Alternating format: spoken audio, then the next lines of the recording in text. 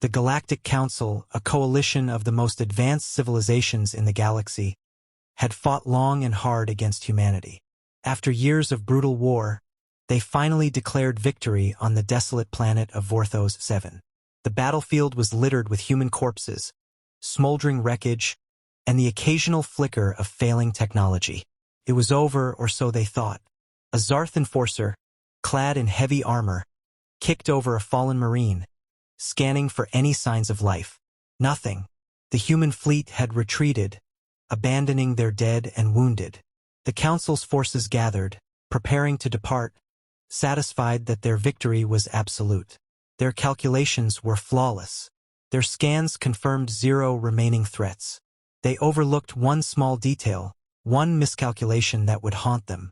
They left behind a single survivor. Jack Reynolds came to with a sharp intake of breath, lungs burning as dust and smoke choked the air. His visor flickered with static, warning signs flashing across his HUD. His body screamed in protest, pain radiating from his side. He forced himself to breathe. The battle was over, but he was still here. He reached down, feeling the warmth of blood seeping through his armor. Wounded but alive. His pulse steadied. Assess. Adapt. Overcome. He had been trained for this. Through the cracked visor of his helmet, he saw the alien forces in the distance, boarding their dropships. His rifle was gone. His comms were dead. His squad gone. He clenched his fists, forcing the grief down. There was no time for that. Jack gritted his teeth and dragged himself forward, scavenging what he could. A sidearm with half a magazine, a broken combat knife, a discarded alien ration pack. He tore it open and forced himself to chew the tasteless paste. He needed strength. His vision blurred for a moment. Blood loss. He ripped a sleeve from his ruined uniform, pressing it against his wound before tightening his belt over it. Crude, but it would keep him going. He scanned the wreckage. Dead humans. Dead aliens. Scattered weapons. His mind sharpened. He wasn't dead yet. Far above, the Galactic Council gathered in their pristine war chambers, already discussing the next phase of their campaign. The Velex commander, a pale, multi-limbed strategist, dismissed concerns about human resistance. Their fleet is broken. Their forces routed. The species is reckless, inefficient. They lack discipline. General Vorek of the Zarth Dominion narrowed his reptilian eyes. And yet they fight. Again and again. They never accept defeat. The Velex scoffed. That is why they lose. No logic. No order. Vorek was silent. He had faced humans in battle. He had seen them refuse to die, pushing forward even when all odds were against them. He would have ordered a final sweep of the battlefield, but the Council had already moved on. A mistake. Jack crouched low as an alien patrol passed by, his fingers tightening around a jagged shard of metal. One of the Zarth warriors, massive and armored, turned his head for a fraction of a second. Too slow. Jack struck. The shard drove deep into the soft joint between armor plates. The alien let out a gurgled snarl, its weapon firing wildly into the dirt as it collapsed. The other two turned, but Jack was already moving. He grabbed the fallen warrior's rifle, rolling behind cover as plasma fire scorched the air. A deep breath. Calm. Controlled.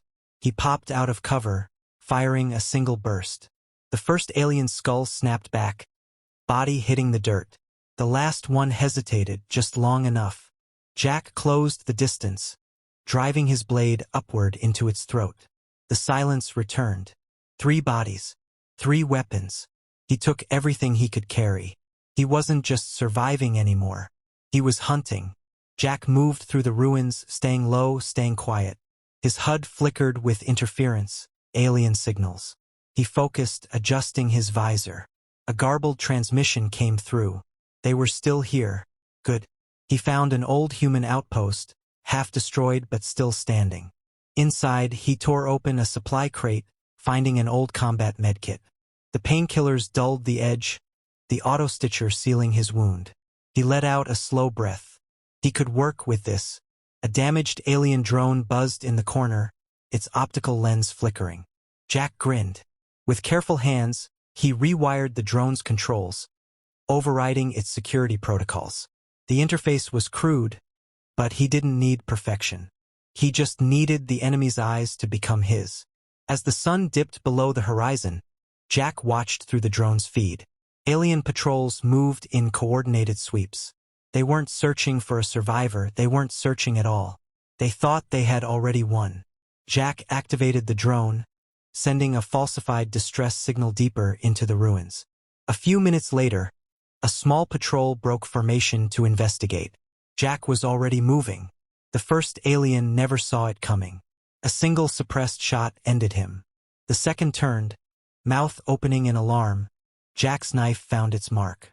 The third fired wildly, missing in panic. Jack didn't. Another squad down. Another rifle, another set of armor scavenged. A mistake. That's all it had been. A simple miscalculation. Jack exhaled slowly, adjusting the scope on his stolen weapon. Their mistake. His advantage. The battlefield had gone silent. Smoke curled from the wreckage of human and alien war machines, bodies strewn across the scorched earth. The Galactic Council forces moved methodically, scanning for survivors. None were found. None were expected. The war was over. Jack Reynolds was not dead. Pain lanced through his ribs as he forced himself awake. His helmet HUD flickered erratically, warning icons flashing red. His left side burned, shrapnel wound. He gritted his teeth, pressing a gloved hand against it. He had survived worse. His breath came shallow, controlled. He shifted slightly, scanning his surroundings. Wreckage. Smoke. The alien troops were boarding their dropships, confident in their victory. His squad was gone. His comms were dead. He was alone. Jack forced himself upright, dragging his broken body toward the nearest cover. Every step was a battle against pain, but he pushed forward. He needed supplies. He needed a weapon. A dead Marine lay nearby, rifle still clutched in stiff fingers. Jack pried it loose, checking the magazine. Half empty, but enough. He searched the body quickly, finding a combat knife and a ration pack. He tore it open, shoveling the tasteless contents into his mouth. He needed energy more than dignity. Far above, the Galactic Council convened in their pristine command chamber. Holograms displayed the aftermath of the battle. The Velex strategist, a creature of logic and precision, dismissed the human resistance. The war is concluded. The human forces are eradicated. Their planet belongs to us now. General Vorek of the Zarth Dominion was less convinced. His kind valued strength, and humans had proven themselves stubborn adversaries.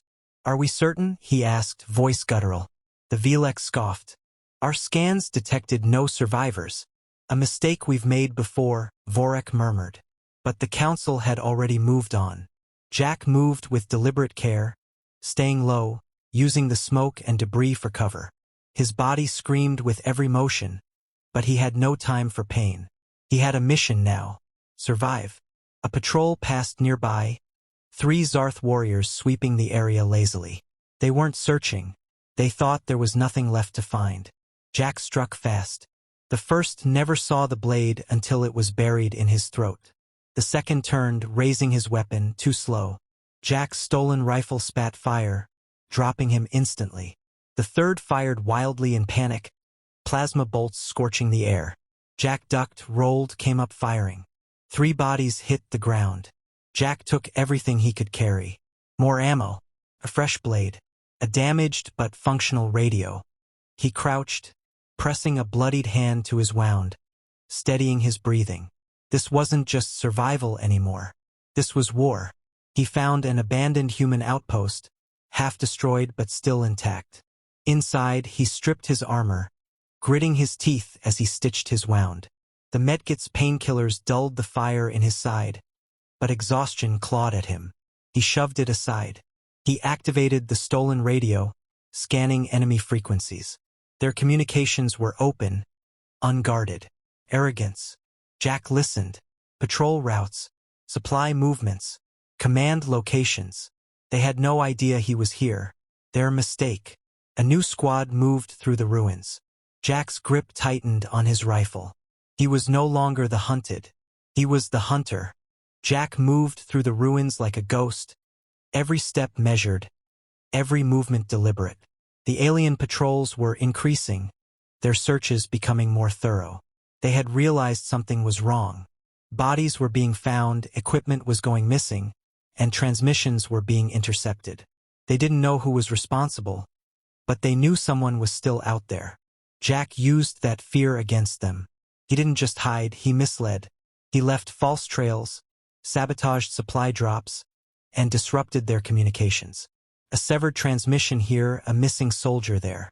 Enough to keep them paranoid, but not enough for them to pinpoint him. The stolen radio crackled to life. Alien voices, tense and uncertain. They were reporting another disappearance. Jack listened closely, memorizing every detail. Their search grid was closing in. He had to move. He slipped into a ruined structure, keeping low. Inside, he found an old supply cache, mostly destroyed, but a few useful items remained. A coil of detonation cord, a handful of grenades, and a half-charged plasma cell. It wasn't much, but it would do. Jack wasn't just going to keep running. He was going to make them hurt. He scouted their movements, mapping their patrol routes. He studied their supply lines, noting when and where they moved their resources. He wasn't a soldier on the run anymore. He was the battlefield itself, shaping the fight to his advantage. The first strike was small, an explosive set along a transport route. When the convoy rolled through, the ground erupted in a controlled blast, flipping vehicles and sending warriors scrambling. Jack watched from a distance, waiting. When the confusion peaked, he struck. A single sniper shot from the shadows, dropping the highest-ranking officer. Then silence. By the time the enemy regrouped, he was gone. Panic spread through their ranks. They started second-guessing their movements. Patrols doubled, but they were nervous now, jumpy. He could hear it in their voices. They were used to fighting humans in open war, not like this. Jack kept pressing. He cut power to a forward base, forcing them to rely on backup generators. Then he hit their supply depot, setting a time charge that wiped out weeks' worth of rations and ammo. He never engaged directly unless it was necessary. Every fight had to be on his terms, every kill precise. The enemy started making mistakes. Patrols moved too quickly, leaving gaps. Officers argued over strategy. Orders became inconsistent. Fear was setting in. Jack was only one man, but to them he was everywhere. Then he found what he needed, a landing pad used for high-priority personnel. If he could get inside, he could access their command network, maybe even hijack a transport. But security was tight. Too many guards, too many eyes. He needed a distraction. Jack set a fire in the storage yards, knowing they'd send forces to investigate. The moment the alarms blared, he moved. Slipping past the perimeter, he reached the control center. Inside, he worked fast, hacking into their systems. He didn't just steal data, he fed them false intelligence, directing their own forces into dead zones, misleading their search efforts. By the time they realized what had happened, Jack was already gone. He had taken what he needed. He knew their next move, and he was going to be there waiting for them. Jack had them exactly where he wanted. The enemy was unraveling. Their forces spread thin, their command in disarray.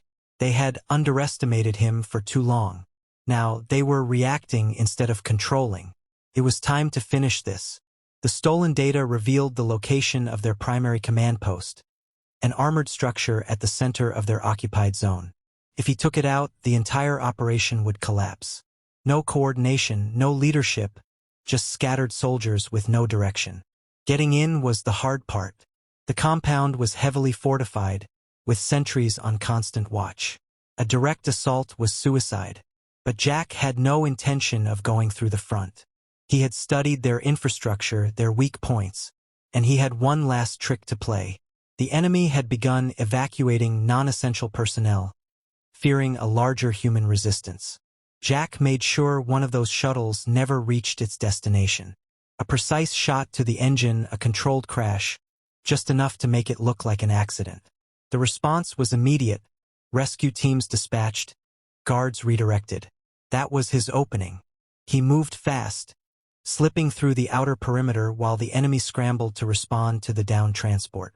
Inside the compound, he avoided open spaces, sticking to the shadows.